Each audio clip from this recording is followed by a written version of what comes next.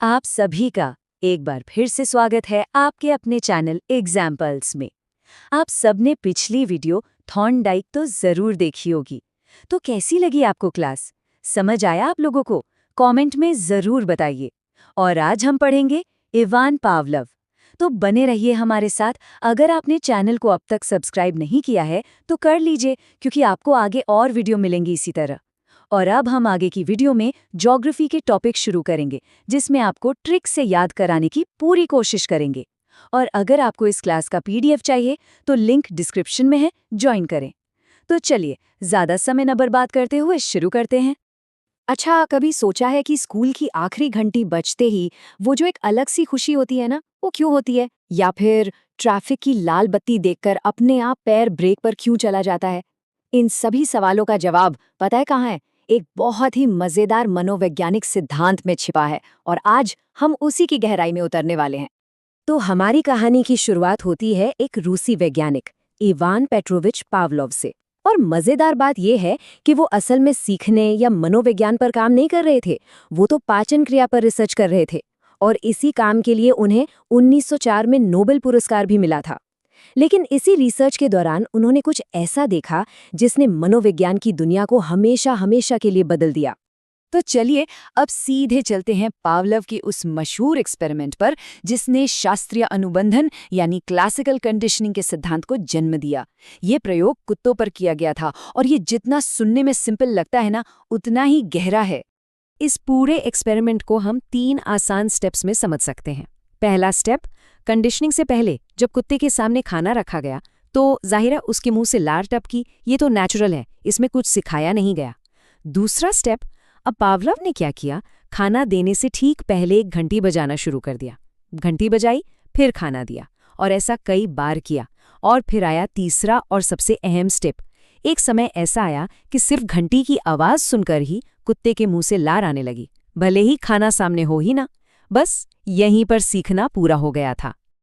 अच्छा, इस पूरी थ्योरी को अच्छी तरह समझने के लिए हमें इसके 4 मेन पिलर्स यानी 4 सबसे जरूरी बातों को जानना होगा। ये 4 टर्म्स ही क्लासिकल कंडीशनिंग की पूरी प्रक्रिया की नींव हैं। चलिए, एक एक करके इन्हें समझते हैं। पहला पिलर है यूसीएस यानी स्वाभाविक उद्दीपक, अनकंडीशन्ड स्टिमुलस। ये वो चीज है जो बिना किसी ट्रेनिंग के नेचुरली एक रिएक्शन पैदा करती है। पावलव के एक्सपेरिमेंट में ये था भोजन। भाई, खाना देख के लार आना तो स्वाभाविक है ना? ये किसी को सिखाने की जरूरत नहीं पड़ती। अब देखिए, इस यूसीएस की कुछ खास बातें हैं। इसमें एक नेचुरल पावर होती है। ये हमारी भूख जैसी बायोलॉजिकल ज़रूरतों से जुड़ा होता है। और सबसे ज़रूरी बात, इसके बिना कंडीशनिंग की प्रोसेस शुरू ही नहीं हो सकती। ये वो नींव है जिस पर सीखने की पूरी इमारत खड़ी होती है। दूसरा पिलर है यूसीआर यानी स्वाभाविक अनुक्रिया, अनकंडीशन्ड रिस्पॉन्स। ये वो नेचुरल और बिना सीखा हुआ रिएक्शन है जो यूसीएस के जवाब में होता है। एक्सपेरिमेंट में भोजन यूसीएस को देखकर कुत्ते के मुंह से लार आना ही यूसीआर था। ये एक ऑटोमेटिक रिफ्लेक्स एक्शन था। यूसीआर की सबसे बड़ी पहचान ये है कि ये जन्मजात होती है। इस पर हमारा कोई कंट्रोल नहीं होता। जैसे गर्म चीज को छूते ही हाथ का अपने आप हट जाना, या तेज रोशनी में आंखों का झपकना। इसके लिए कोई ट्रेनिंग नहीं चाहिए, ये नेचुरल है। अब आता है तीसरा और सबसे इंटरेस्टिंग पिलर, सीएस यानी अनुबंधित उद्दीपक, कंडीशन स्टिमुलस। शुरुआत में ये एक न्यूट्रल चीज होती है जिसका कोई असर नहीं होता, जैसे कि वो घंटी। पर जब इस घंटी को बार बार भोजन यूसीएस के साथ जोड़ा गया तो इसमें भी लार पैदा करने की शक्ति आ गई। अब ये कोई मामूली घंटी नहीं रही, बल्कि एक पावरफुल कंडीशन स्टिमुलस बन गई थी। सीएस की सबसे मजेदार बात यह है कि इसकी पावर सीखी हुई होती है। कंडीशनिंग से पहले इसका कोई मतलब नहीं था। इसकी सफलता के लिए सही टाइमिंग और बार बार दोहराना बहुत ज्यादा जरूरी है।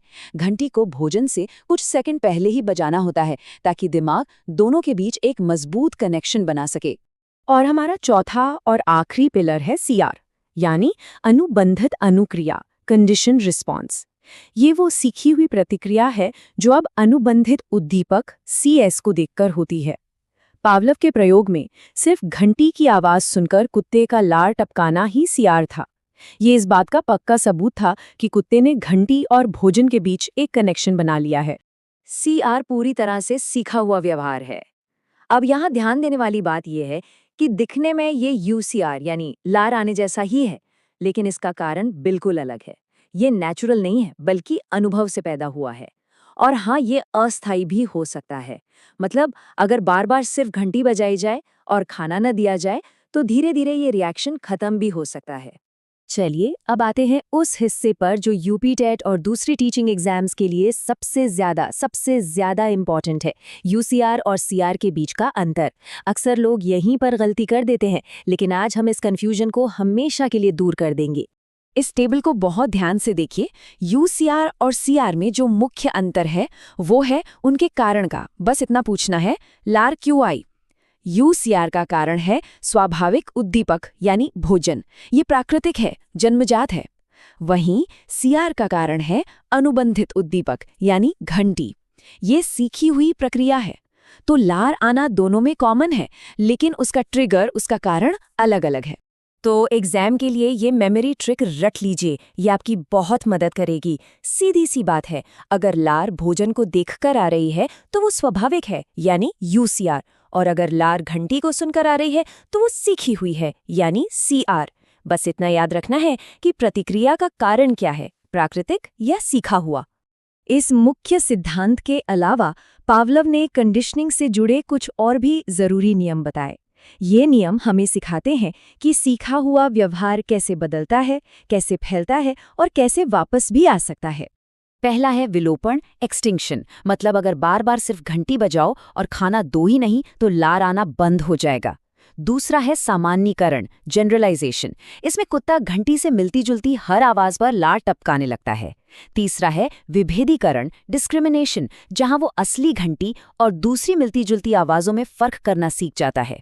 और चौथा है स्वतः पुनर्लाभ, स्पॉन्टेनियस रिकवरी, जिसमें विलोपन के कुछ समय बाद अचानक घंटी बजाने पर प्रतिक्रिया वापस आ सकती है।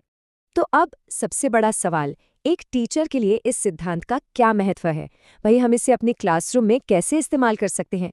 ये सिद्धांत सिर्फ कुत्तों तक ही सीमित नहीं है, इसका हमारी शिक्षा में बहुत बड़ा योगदान है।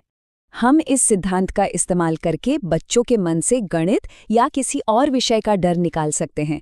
कैसे? उस विषय को किसी मज़ेदार एक्टिविटी के साथ जोड़कर।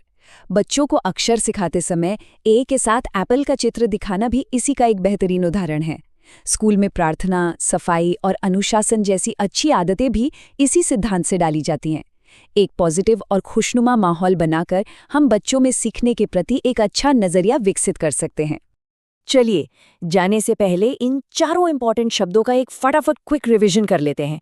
यूसीएस स्वाभाविक उद्दीपक यानी भोजन, यूसीआर स्वाभाविक अनुक्रिया यानी भोजन देख के लार आना, सीएस अनुबंधित उद्दीपक यानी घंटी, और सीआर अनुबंधित अनुक्रिया यानी घंटी सुन के लार आना।